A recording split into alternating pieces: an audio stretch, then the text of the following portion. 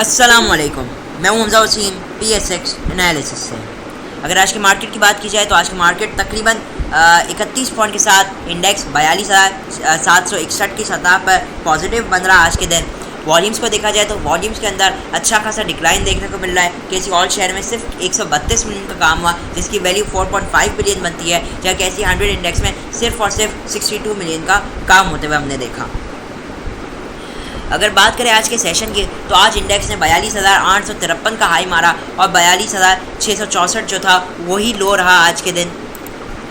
जो कि हम देख रहे हैं शुरू में प्री ओपनिंग वॉलेटिलिटी में ये लो लगा बेसिकली। मार्केट में देखें तो वही बात है, वही रेंज बाउंड एक्टिविटीज़ और वही हाई साइड पे जाती है, तो मार्केट के अंदर हम नेगेटिविटी देखते हैं। जहाँ आज जो स्टॉक्स की बात की जाए तो आप ये जो 30 पॉइंट देख रहे हैं, इसके अंदर एक मेजर हिस्सा तो आपकी टेक्नोलॉजी का स्टॉक्स है, जिसके अंदर TRG और सिस्टम्स है। उसको आगे हम मजीद टॉप कंट्रीब्यूटर्स के अंदर देखेंगे, वरना बाकी ओवरऑल मार्केट में हमने डल एक्टिविटीज़ ही देखी।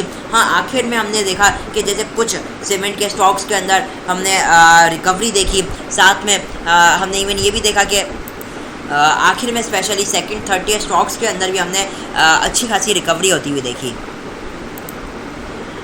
ऑयल स्टॉक्स की भी अगर बात की जाए तो ऑयल स्टॉक्स के अंदर भी हमने डिप से अच्छा खासा बाउंस बैक होते हुए देखा। जहाँ तक बात रही बैंक्स की, तो बैंक्स भी मिक्स परफॉर्म करते रहे, कुछ बैंक्स अच्छा भी परफॉर्म करते रहे, तो काफ़ी मिक्स एक्टिविटीज़ हमने बैंकिंग्स के अंदर देखी। अच्छा, अब बात करते हैं डॉलर की, तो डॉलर आज जो क्लोज रहा है तकरीबन वो 223.66 पे तकरीबन जो गेन आया उसके अंदर तकरीबन 49.50 पैसा का गेन हमने देखा है इंटरबैंक के अंदर। वैसे हम देख रहे हैं कि इंटरनेशनली डॉलर इंडेक्स के अंदर एक अच्छा खासा राइज आया है, तकरीबन 107.7 के पास डॉलर इंडेक्स इस वक्त ट्रेड कर रहा है। तो इससे कंपेयर किया जाए तो पाकिस्तानी रुपये की इतनी बुरी जो परफॉर्मेंस है वो नहीं है। यही आपको रिफ्लेक्शन दिख रहा है यूरो PKR के पेयर में, कि यूरो PKR के पेयर में पाकिस्तानी रुपये जो है वो गेन कर रहा है, मतलब कि यूरो के अंदर एक डिक्लाइन आ रहा है। कमोडिटीज़ में क्रूड ऑयल को देखा जाए तो ये बड़ी अच्छी चीज़ है। अब क्रूड ऑयल वंस अगेन थोड़ा लो साइड पे आ रहा है। इस वक्त जो क्रूड ऑयल चल रहा है 79.86 के पास चल रहा है, जहाँ पे डे लो 79.14 का था।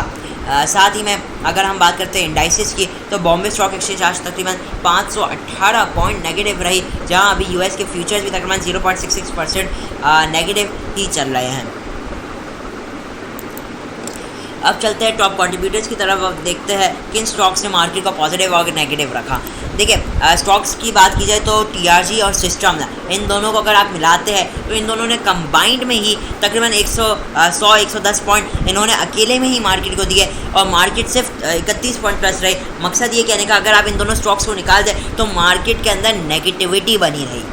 तो ओवरऑल देखा जाए तो 2-3 स्टॉक्स हैं जिन्होंने मार्केट को पॉजिटिव रखा। आप अगला स्टॉक देख सकते हो, बैंक अल हबीब था, पे PSEL, FABL, Dawood Hercules, PIBTL, Unity हो गया, APL, JDWS, SCBPL, Thal, UBL, Lotte chemical और नेशनल बैंक।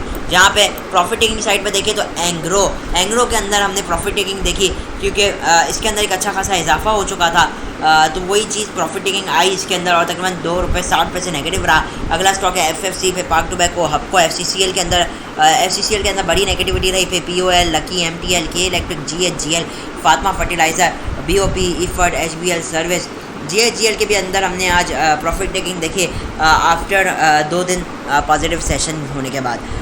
अब बात करते हैं टॉप एक्टिव स्टॉक्स की, तो WTL टॉप एक्टिव में रहा, 14 मिलियन का काम हुआ, जहाँ TRG के अंदर अच्छी पॉजिटिविटी बनी रही। यूनिटी को देखा जाए तो इसके अंदर अच्छा गेन रहा 41 पैसे का, क्योंकि ये हाईली ओवरसोल्ड पोजीशन के अंदर था, तो हमने इसके अंदर एक रिकवरी देखी है। अभी सिर्फ ये एक रिकवरी के फेज़ में है, जहाँ पे गनी केमिकल इंडस्ट्रीज़ की बात कर ली जाए, GCIL, तो हमने ये देखा कि इसने आज अपना लो लगाया, बाउंस बैक भी हुआ, लेकिन वंस अगेन अपने लो के आसपास आकर बंद रहा। अगला जो स्टॉक है वो GGL है। GGL के अंदर हम शुरू में तो अच्छी एक्टिविटीज़ देख रहे थे, लेकिन अब मतलब कि क्लोज होते होते सेशन इसके अंदर भी प्रॉफिट टेकिंग आई। फिर PIBTL शुरू से ही अच्छा परफॉर्म कर रहा है। जहाँ FCCL की बात कर ली जाए तो FCCL के अंदर वही बात है, अच्छी खासी प्रॉफिट टेकिंग रही। फिर TPL पे 25 पैसे पॉजिटिव रहा, हेस्कॉर 8 पैसे नेगेटिव, SNG पे 29 पैसे पॉजिटिव रहा। जहाँ टॉप एडवांसेस के अंदर देखा जाए तकरीबन सभी लिक्विड स्टॉक है, सिवाय एक ये जैसे सांबा बैंक हो गया, इसके अंदर भी ज़्यादातर लोग काम नहीं करते, लेकिन बहरहाल इसके अंदर एक अपर कैप लगा है। PINL के अंदर अपर कैप लगा है। बाकी तो तकरीबन सभी लिक्विड ही स्टॉक्स है। टॉप डिक्लाइन साइड पे देखते हैं तो तकरीबन सभी लिक्विड स्टॉक है। ये वो स्टॉक है जिसके अंदर ज़्यादातर लोग कोई काम नहीं करता। अब चलते हैं टेक्निकल चार्ट के ऊपर, देखते हैं टेक्निकली मार्केट के अंदर आगे कैसी मूवमेंट रह सकती है। तो अगर आप आज की कैंडल देखते हैं डेली टाइम फ्रेम की, तो एक बड़ी ही छोटी सी कैंडल बनी है, लो वॉलेटिलिटी वाली कैंडल बनी है। अगर आप हाई देखते हैं 42,850 और तकरीबन 650 की जो रेंज, सिर्फ 200 पॉइंट की नैरो सी रेंज के अंदर मार्केट के अंदर परफॉर्मेंस रही और क्लोजिंग भी तकरीबन डोजी आई जहां ओपन रही उसी के आसपास ही मार्केट की क्लोजिंग आई है।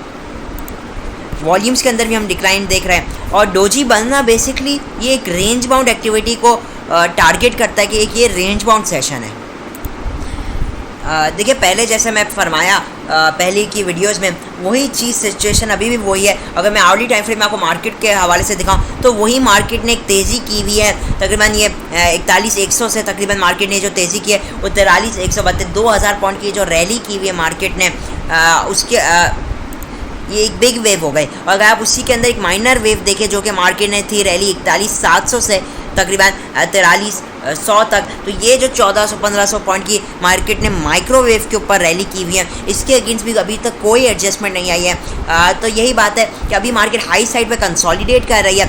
अभी तक मार्केट में जब तक न्यू तेज़ी नहीं होगी, जब तक मार्केट 4300 के ऊपर अपने आप को सस्टेन ना कर ले, उससे पहले मार्केट में कोई न्यू तेज़ी नहीं है। क्योंकि हम मार्केट में यही देख रहे हैं मुसलसल 4300-150 के पास मार्केट में एक सेलिंग आ ही रही है। तो जब तक वो जो लेवल है वो मार्केट अपने आप को उसके ऊपर अपने आप को मजबूत ना करने, न्यू तेज़ी तो जब तक आप नहीं उम्मीद लगा सकते। और न्यू तेज़ी मैं किसको कहता हूँ कि अच्छी खासी एक नई वेव बने 500, 1000, 1500 पॉइंट की, वो हम किसके ऊपर देखेंगे? 43,100 के ऊपर देखेंगे। ठीक है, लेकिन उसके लिए मार्केट को लाजिम है मार्केट उसके ऊपर अपने आप को एक स्ट्रॉन्ग कर ले, बेस बना ले। उम्मीद यही कि जैसे इंशाल्लाह यहाँ से ब्रेक करेगी बड़ी रैली बनेगी। लेकिन जब तक वो ब्रेक नहीं करेगी, जब तक मार्केट प्रॉफिट टेकिंग की जोन में, मार्केट के अंदर जो एग्जॉशन है बुल्स का वो बरकरार रहेगा। और जाहिर सी बात है बियर्स भी नीचे जाएंगे तो उनके अंदर भी एग्जॉशन आएगा। लेकिन जब तक अभी मार्केट में हाई साइड की तरफ ब्रेकआउट नहीं आएगा, मार्केट के अंदर कोई न्यू तेज़ी नहीं होगी। हाँ, शॉर्ट टर्म के लिए 42,900 जो लेवल है, 42,900, 920, 25 का लेवल, इस लेवल के पास हम एक्सपेक्ट कर सकते हैं कि इसके ऊपर कुछ इंट्राडे एक्साइटमेंट आ जाए, लेकिन वो भी एक लिमिटेड ही होगा। असल तो 4300 के ऊपर होगा, लेकिन 42,900 के ऊपर आप लिटिल एक्साइटमेंट देख सकते हैं, ज़रूर देख सकते हैं। अच्छा, यही चीज़ें मैं आपको 15 मिनट के टाइम फ्रेम में दिखाऊँ, अगर 15 मिनट में आप मज़ीद अच्छी तरीके से देख पाएंगे कि इस वक्त मार्केट कर क्या रही है। मार्केट में जैसे मैंने आप लोगों को पहले भी बताया कि इस वक्त मार्केट जो है वो एक न्यू लो दिया है, मार्केट ने एक ब्रेकआउट दिया है उस रेंज का। तो मोस्ट लाइकली अभी जो मार्केट कर रही है वो एक रिकवरी कर रही है। किसकी कर रही है? ये वेव की। माइक्रोवेव्स के अंदर भी जो माइक्रोवेव्स होती है ना, इस सिनेरियो में जो माइक्रोवेव है वो बनती है 43,100 से लेकर तकरीबन 42,600 तक। ये जो माइक्रोवेव है, मार्केट उसके अगेंस्ट अपने आप को इस वक्त एडजस्ट कर रही है। और इस जो माइक्रोवेव का जो 61% बनता है, मतलब कि जो मार्केट ने जो गिरावट की है तकरीबन 4300 से तकरीबन 42,600 तक, ये जो तकरीबन मार्केट के 500 पॉइंट की गिरावट बनती है, इसका जो आप कह लीजिए 61% बनता है, वो तकरीबन 42,900 के पास लाई करता है, जहाँ प्रीवियसली भी मार्केट ने स्ट्रॉन्ग रिजेक्शन फेस की है, स्ट्रॉन्ग रिजेक्शन। ठीक है, तो ये इंपॉर्टेंट लेवल प्राइस एक्शन के हवाले से भी है और फिबोनाची के हवाले से भी है। तभी मैं कह रहा हूँ कि 42,900 के पास आप कुछ एक्साइटमेंट देख पाएंगे, जहाँ रियल रैली 4300 के ऊपर है। इसी को मद्देनज़र रखते हुए मैं आप लोग को यही एक स्ट्रेटेजी दूंगा कि आप हाई साइड पर जाती है मार्केट तो इस वक्त बेच के काम करना चाहिए, जब तक मार्केट 4300 को ना बेचे ना तोड़े, जब तक आपने बेच के काम करना है। ठीक है, ख़रीदारी कहाँ करनी है? ख़रीदारी लाजमी है कि वो जो लो है लगा है मार्केट का 42,600, इसके आसपास या इसके नीचे 42,450, 42,250, ये उन लेवल पे मार्केट में अच्छा एंट्री मिल सकती है। क्योंकि इस वक्त हम क्या देख रहे हैं कि पॉलिटिकल अनस्टेबिलिटी अपने अरूज पे है। यहाँ पे आपकी डॉलर के अंदर मुसलसल इजाफा हो रहा है, उसी के साथ अभी मॉनेटरी पॉलिसी का ऐलान होना है। तो ये सारी जितनी चीज़ें हैं ना, ये मार्केट को इस वक्त प्रेशर में रख रहा है। और एक ये अनसर्टेनिटी का जो माहौल है उसको उजागर कर रहा है। इस यही वजह है कि वॉल्यूम्स के अंदर डिक्लाइन है, लोग साइडलाइन होने को ज़्यादा प्रेफर कर रहे हैं। प्रेफरेंस हमारी भी यही है कि मार्केट में जब तक कोई क्लियर ब्रेकआउट नहीं आए उस वक्त मार्केट से दूर आ जाए, और कोई स्पेशली जो इंट्राडे करता ही है उसको यही है कि हाई साइड पे आए मार्केट तो बेच के काम किया जाए। कल के लिए भी यही सीन है कि अगर मार्केट 42,800 को ब्रेक करती है तो इंशाल्लाह 42,900 से 4300 आप एक मूवमेंट देख पाएंगे मार्केट में। लेकिन वही बात है कि आप प्रॉफिट टेकिंग मार्केट में आता हुआ देखेंगे, हाई साइड से प्रॉफिट टेकिंग आएगी, जब लो साइड के लिए जो मार्केट का इमीडिएट जो लेवल है, इमीडिएट सपोर्ट लेवल 4200 है, जो मार्केट के अंदर इनिशियली इंट्राडे के अंदर बियर्स को प्रेशर देगा और मार्केट को टारगेट करने को पुश करेगा तकरीबन 42,600 से लेकर 42,400 तक। ठीक है, वो 700 का ब्रेकआउट इनिशियली मार्केट को पुश करेगा इस लेवल के लिए। तो ये है लेवल स्ट्रेटेजी, आपको बहुत अच्छी तरीके से समझा दी है, और मैं दरअसल में वीडियो में पहले भी बहुत बार डिस्कस कर चुका स्ट्रेटेजी, क्योंकि मार्केट में वही सिनेरियो है तकरीबन, तो इसलिए बहुत ज़्यादा कुछ ह्यूज चेंजेस है नहीं। अब चलते हैं स्टॉक वाइज और देखते हैं स्टॉक वाइज क्या सिचुएशन इस वक्त चल रही है। पहला जो स्टॉक है वो FCCL है। मुझे लगता है अब वंस अगेन ही काफ़ी अच्छे लेवल्स पे आ चुका है। रिसेंटली इसने बोनस दिया और उसके बाद भी जो इसकी अर्निंग आई पहले क्वार्टर की अभी तक बहुत ही अच्छी आई है, 1 रुपये की। जाहिर सी बात है हम पहले क्वार्टर से तो पूरा साल जज नहीं कर सकते, अगला क्वार्टर का भी रिजल्ट आना बाकी है, लेकिन टेक्निकली बात की जाए तो एक बहुत ही मैं कहूँगा इंपॉर्टेंट लेवल के पास है। अगर आप रिसेंटली चेक करते हैं, मैं इस वक्त आ चुका हूँ अर्ली टाइम फ्रेम में, रिसेंटली से मुराद 26 अगस्त को इसने एक लो मारा था 14 रुपये का, और इधर से हम लोग को एक बड़ी रैली देखने को मिली तकरीबन 16 रुपये तक। उसके बाद ये वंस अगेन इस लेवल के पास आया था तकरीबन 14 रुपये के आसपास, 14 रुपये तकरीबन 10 पैसे 13 रुपये 93 पैसे के पास आया, और इधर से इसने वंस अगेन रैली की 15 रुपये तक। वंस अगेन इस लेवल के पास आया 13 रुपये 80 पैसे के पास, और वंस अगेन इसने रैली की 15 रुपये तक, और अब वंस अगेन ये आ चुका है। तो एक बार बार रीटेस्ट होने वाला ये एक इम्पॉर्टेंट लेवल है। तो वही बात है कि अगर इस लेवल के आसपास आपको एंट्री मिलती है तो बहुत ही अच्छी एंट्री बन सकती है। आप एक स्ट्रिक्ट स्टॉप लॉस के साथ एक स्विंग एंट्री बना सकते हैं। स्विंग एंट्री में उम्मीद करते हैं कि इसमें एक अच्छा रिटर्न मिल सकता है। आप देखें यहाँ से तो 13 रुपये 80 पैसे तक स्ट्रॉन्गेस्ट सपोर्ट है, 14 से लेकर 13.80, इवन 14.10 ये रेट करंट रेट भी इसका बुरा रेट नहीं है। करंट रेट से लेकर 13 रुपये 80 पैसे तक मुझे लगता है इसको टारगेट किया जा सकता है स्विंग ट्रेडिंग के लिए। बहुत ही अच्छा स्टॉक है। अगर हम इसको ये बहरहाल मेरी एनालिसिस है, आप अपनी एनालिसिस भी ज़रूर कीजिएगा, मेरी वर्किंग है। आप RSI को देखें, हाईली ओवरसोल्ड पोजीशन के अंदर है, और इसने जो रिसेंट एक हाई मारा था, स्विंग हाई भी 14.65 की बात की जाए, 14 रुपये का लो मारा है, तो उसके अगेंस्ट भी एक रिकवरी आना बाकी है, जो कि इंट्राडे में आराम से 30 पैसे 40 पैसे 50 पैसे आपको दे जाएगा विदाउट एनी प्रॉब्लम। और अगर ये प्रीवियस ट्रेंड को कंटिन्यू रखता है, उम्मीद ये है कि वंस अगेन 15-16 रुपये के लेवल को वंस अगेन टारगेट करता हुआ आपको दिखाई देगा।